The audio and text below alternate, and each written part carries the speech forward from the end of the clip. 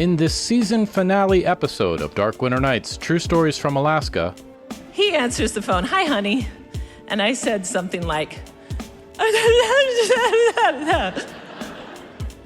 Laura Reed struggles to articulate her situation over the phone to her husband, and Melissa Shippey experiences what it's like when your companion tries to travel light in the backwoods of Alaska.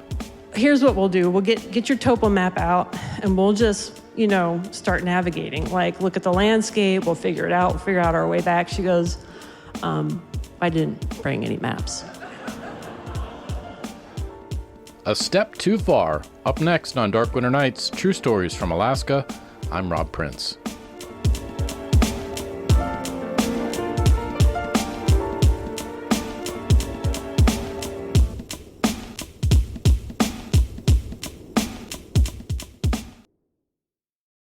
Doctors say exercise is one of the best things you can do for your health. I've heard it said if exercise came in a pill, they'd prescribe it to everyone. Well, everyone but our next storyteller, maybe. In the spring of 2023, Laura Reed decided to take a little walk outside during her lunch break at Bassett Army Hospital in Fairbanks. She told this story at our March 2025 live event in Fairbanks. April is breakup season. It was probably about 40 degrees, so, warm for us. And grabbed my coat, grabbed my hat, got my tennis shoes on, got my phone, got my earbuds, and went out the back door of the hospital. Didn't tell anybody where I was going. This is important. So there's a really nice trail on post that's paved that goes kind of from the back door of the hospital, basically, across Gaffney, and then you can walk along parallel to the Chena River. I don't know if any of you remember this April, that year, we'd gotten a lot of snow. So the path was clear, but the snow that was on each side of the path was probably about waist high. So it was a lot of snow, and it was kind of strange to be walking with that much snow there. So I come to the clear part of the path, and I notice there's an area in front of me that looks wet.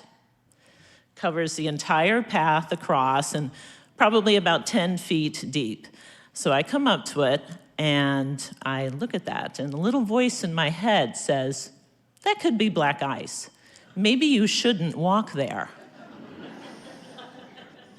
The rest of my head said, "No, go ahead. You always walk to the corner, so go ahead and walk." So I tried. I took about one step, and my legs flew up in the air, my back hit the ground, and my right leg did one of those whiplash things on the ground. Yeah. So I looked down, and sure enough, I can see my right ankle growing. It hurt. It hurt a lot. And I'm still laying on the black ice. It was cold and wet. And I think, okay, who do you usually call if you're hurt and you need help? That would have been such a good idea. I did not call 911. I called my husband. Poor guy. He answers the phone, "Hi, honey." And I said something like,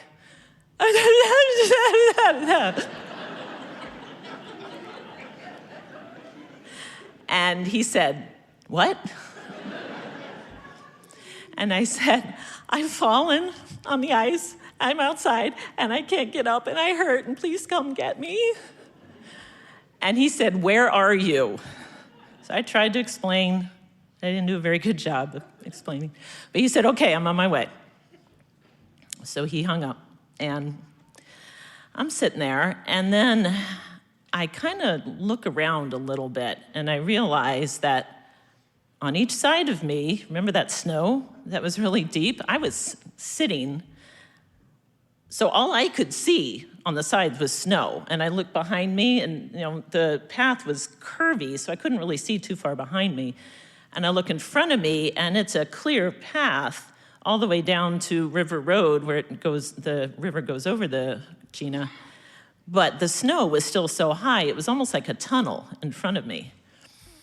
And I realized nobody can see me, because I couldn't see anything other than snow and the path in front of me. And I was getting a little scared, a little worried. And I called my husband, but still, he can't even see where I am. And I'm getting wet, and I'm getting cold. Still don't call 911, but I called one of the nurses that I work with and left her a voicemail. So I call another nurse that I work with, and happily she answered.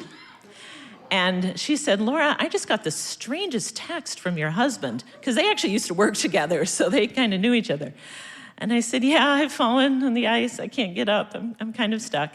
And she said, where are you? So I tried to explain again, and she was not at the hospital right then, but said, okay, I'll text, we'll get people to come get you.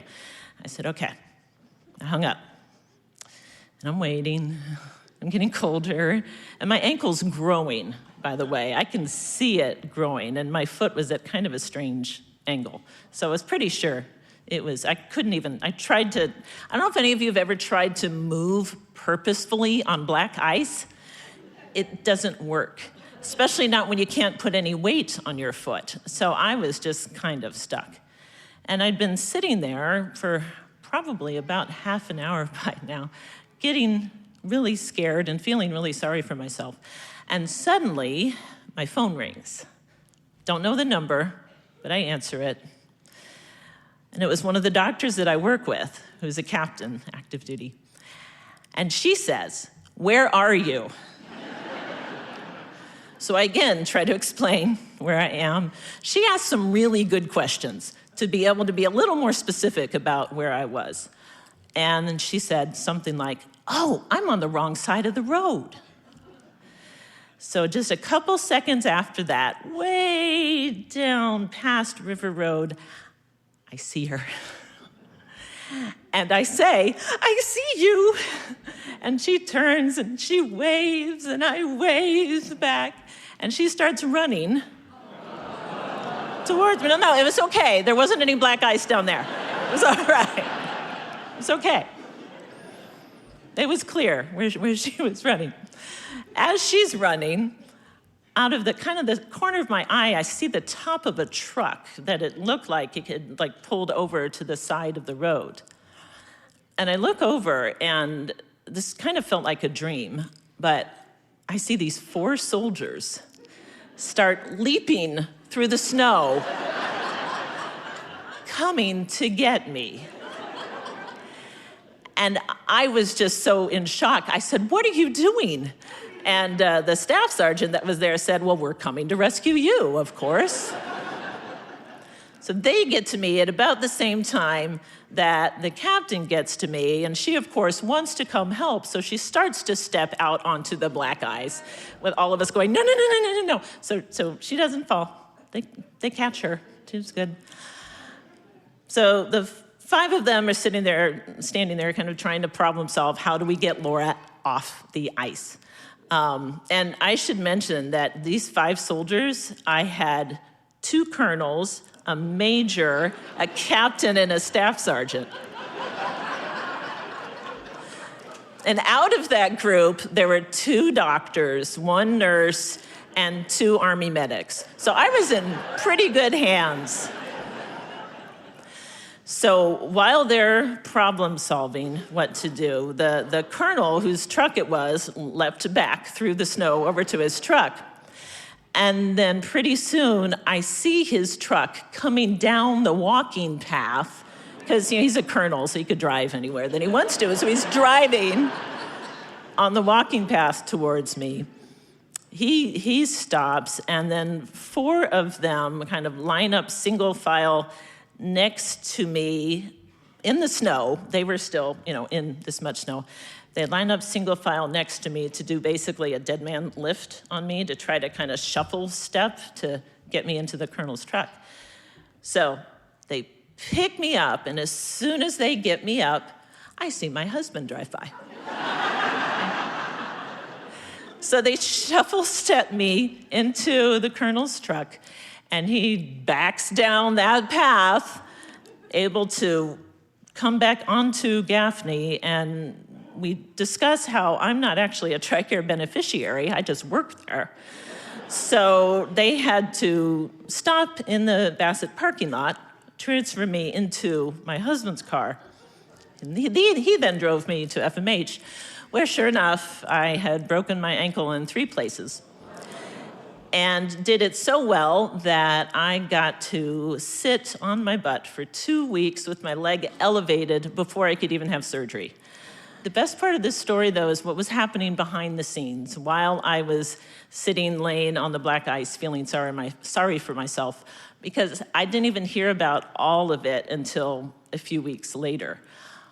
Those 2 people that I had called texted every single person they could think of that worked at Bassett.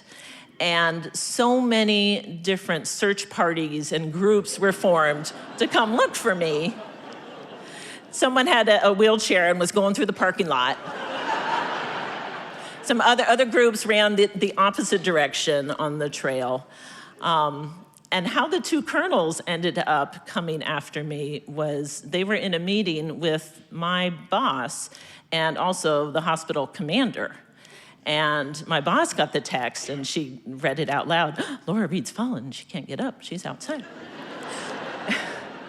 And these 2 colonels, who happened to be the deputy commander of clinical services and the deputy commander of nursing, so 2 second in charge of the hospital, they heard this and they jumped up and they started to leave.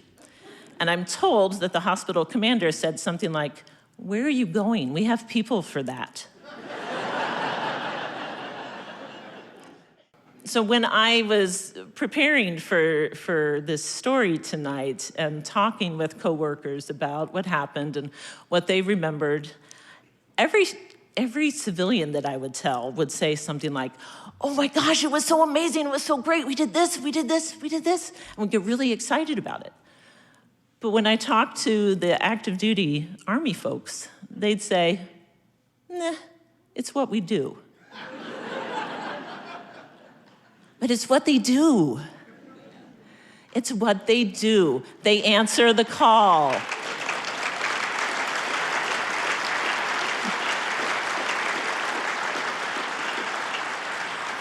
They answer the call, whether it's across the world or across the street. They answer the call, and they did for me. And I think 3 of my rescuers are here tonight. There might be more out there, but I am so grateful. Thank you. Laura Reed. She shared that story at our March 2025 live event in Fairbanks. This is Dark Winter Nights, True Stories from Alaska, the A Step Too Far episode. I'm Rob Prince.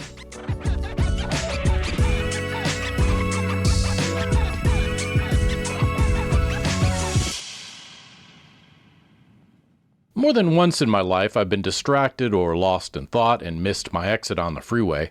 It's pretty annoying and makes me feel real stupid, but there's no serious harm done. It's a different story when that happens in Alaska, on the ice, while mushing.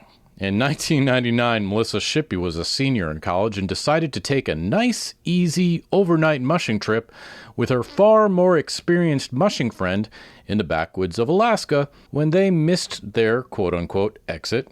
She shared this story at our March 2025 live event in Fairbanks. So it was Jean, Jen, and myself. Jean didn't have a team, so she was fully kitted out with a really nice solid oak Hudson Stuck era freighting sled and 6 large freighting dogs.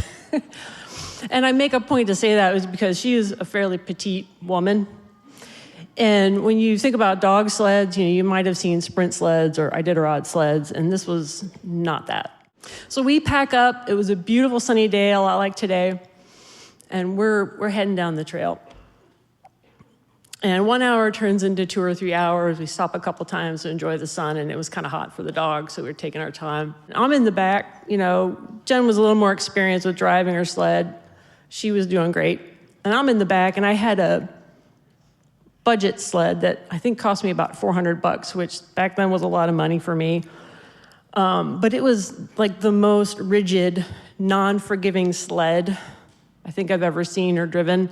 And it was put together with like little, I'd call it angle iron, but it was aluminum. So everything was bolted down and bracketed together. So every bump you hit, you'd stand the chance of like flipping the sled. And I flipped that sled many, many times and got dragged many, many times. So I had gotten the hang of driving it by this time.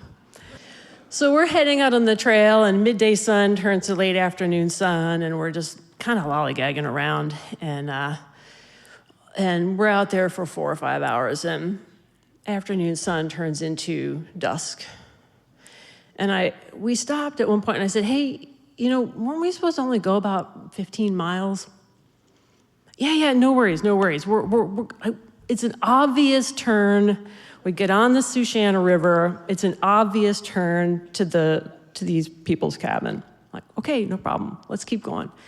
So pretty soon, dusk turns to pitch dark, and I reach into my sled for this headlamp, which was about 0.5 lumens worth of light. So when you're out in the wilderness in Alaska, and I'm sure many of you have experienced the backcountry more than I have, you turn your headlamp on and the light can just get swallowed up by the darkness, right? So just depending on the night, if there's moon or no moon, full moon, whatever. So we're trucking down the trail, and I have a little bit of a glow over here from my headlamp against the snow. So you can kind of tell, like, yeah, I can barely see my dogs in front of me. I know there's 2 mushers in front of me. Okay, I can kind of see their headlight a little bit glowing off the snow. And I look over here, and it's pitch black like this stage. And we keep going, and I kind of see the glow of the snow. And again, another one, it's pitch black over here, and I hear shh. And I said, stop, we gotta stop. And I was starting to get really nervous. And I said, Jen, there's open water over here and I can't see. And she's like, you're fine, we're gonna keep going. So one of the things that happened between that afternoon and that evening was this kind of funny narrative started to appear. And it went from, woohoo, we're on the girls' trip, it's a great sunny day, we're having a great time, to, hey, I think we really need to turn around. We got to figure this out. This just seems like too far. 15 miles, and we've been out here 6-7 hours. This math is not adding up. I'm not super experienced, but I have a general feel for how long it should take. Look, it's an obvious turn off the trail. So the obvious turn off the trail turned into, I think I smell smoke. And I was like, what does that have to do with anything? She goes, well, I think I smell like wood smoke from a wood stove in a cabin. And I'm piecing this together going, okay, so the cabin we were supposed to go to that is unoccupied, but somehow you smell wood smoke from a cabin. So let's keep going a little farther. I was like, okay, fine. Whoosh, another open lead. And by this time, my frustration had built and built and built. And she's like, no, I know we're close.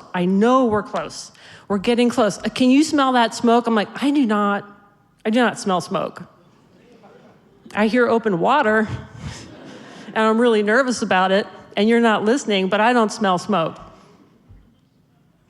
We go a little farther, and finally I was like, this is it. I've had it. You're not listening. I just completely lost my cool, and I was like, I'm not going any further. We're done. It's pitch black. I can't see where we're going. There's open leads all around us. And you want to keep going because there's this smoky cabin narrative going on. And so we finally stopped.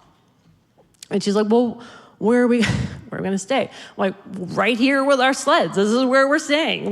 This is our smoky cabin right here. This is it. This is what we got. So we're out on some river in the middle of the night. We'd gone a little farther to where we kind of felt like we weren't seeing black anymore, where we felt a little more comfortable. And, by that time, the wind was picking up, and we're just beat. We're tired. Dogs are really tired. And, there's this phenomenon that happens when you're packing, especially when you're more of a novice camper. You're like packing food, like, yeah, that's enough food.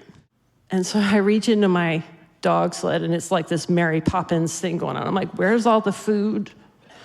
So I dig down in there, and I find these, like, what I had packed was like my little tortilla bags full of food for the dogs, which wasn't much. I had underpacked, and I had a couple little baggies of milk-bone biscuits.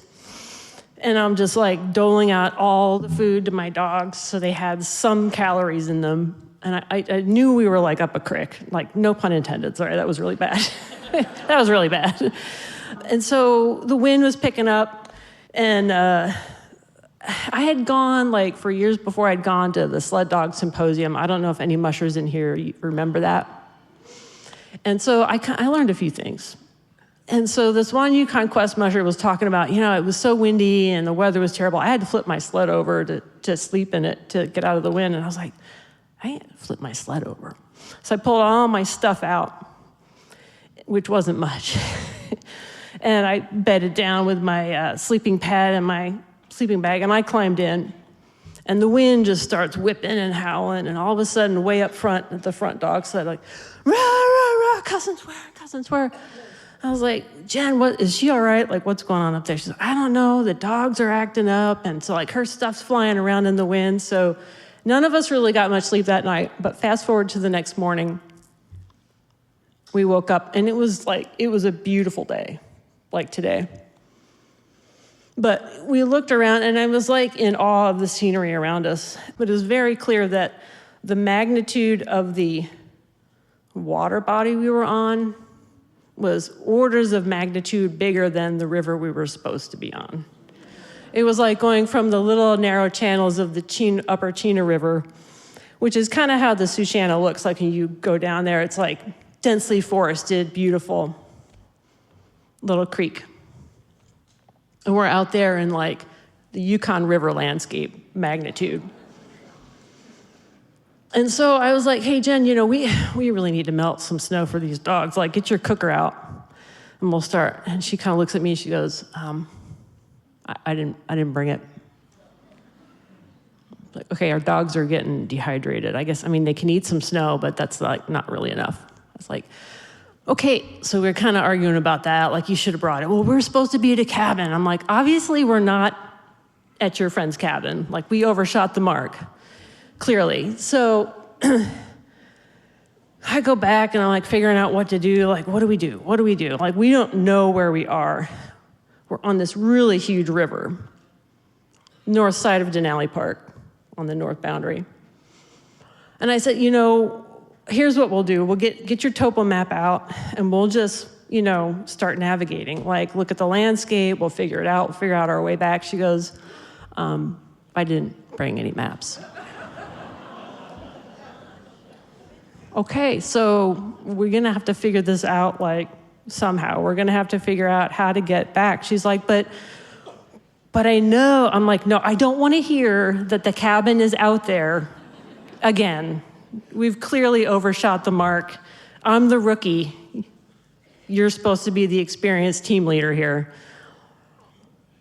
And we're bickering back and forth, and I'd eaten like my last half of my last PB&J. My Tillamook cheese was frozen, and I was out of dog food.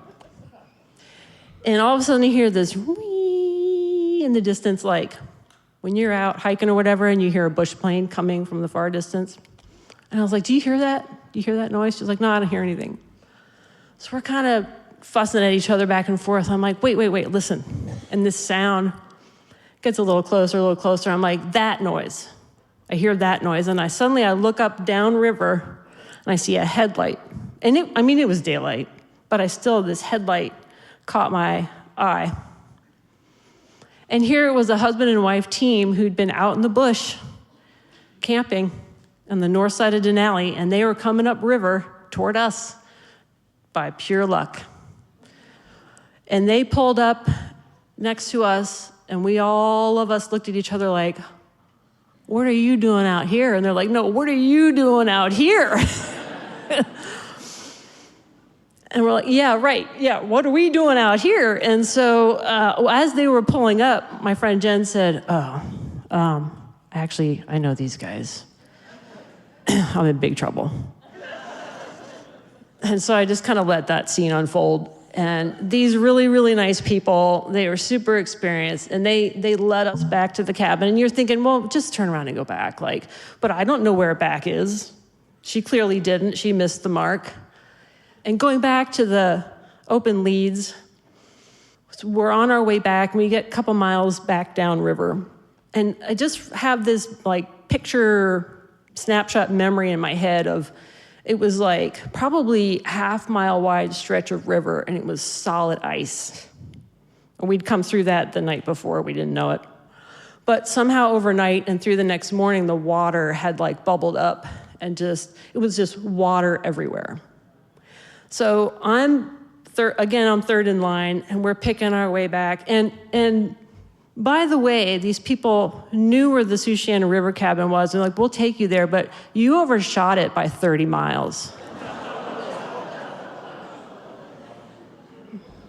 I didn't say much the rest of that day. I was pretty pissed and tired. So we spent the night there, and the next day we're picking our way back to, we're done, we're heading out.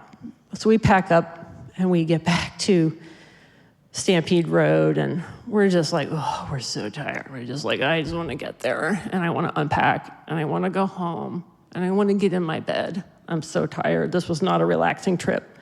It was beautiful, but it was not relaxing. So I'm unloading, and I'm packing the dogs in the truck, and I give my friend back the 2 dogs that she had loaned me.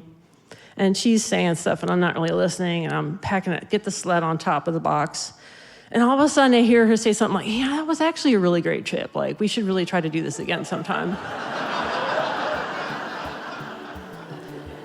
And I just kind of looked up, and I was like, yeah, I'll let you know. Thank you.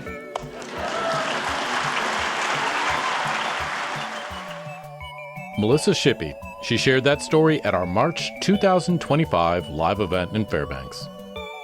Thanks for listening to this edition of Dark Winter Nights, True Stories from Alaska, the A Step Too Far episode. Today's episode was edited by Ryan Peterson, Chrysantha Delnay, and myself. Story consultation by Lori Neufeld. It's a tradition on this show to end our season with the Alaska Flag Song, so here it is, as performed by the Alaska Chamber Singers, led by conductor David Hagen.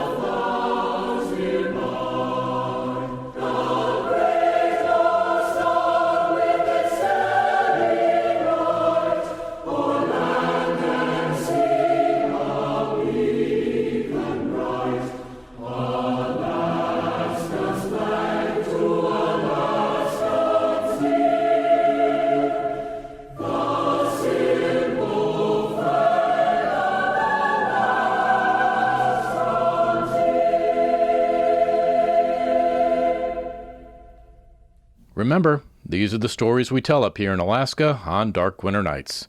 I'm Rob Prince.